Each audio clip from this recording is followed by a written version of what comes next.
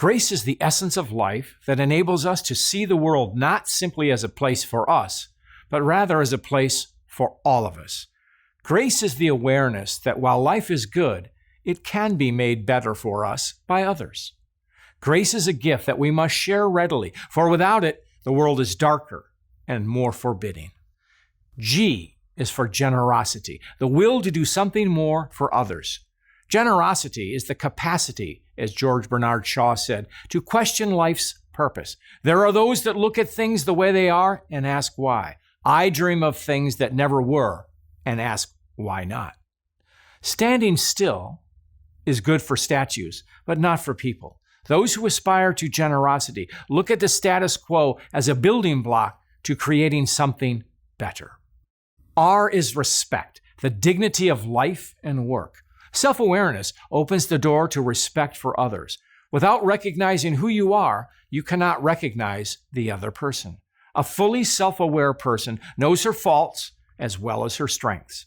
Such awareness compels the self to acknowledge the dignity of others. In doing so, we acknowledge our own humanity and its capacity for goodness. A is for action, the mechanism for change. Change is inherent to the human condition. We are born, we mature, we die. While we cannot control the first step, how we live conditions how we live our lives and in what state we'll leave our place in this world.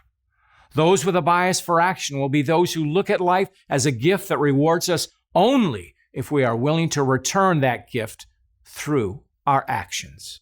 C is compassion, the concern for others. The word compassion essentially means with passion. But passion alone is not enough. It must be conjoined with a sense of others, a community, so to speak. That connection comes from the understanding of others as living, breathing human beings, as flawed and as vulnerable as ourselves, but also as wondrous and wonderful as human beings can be.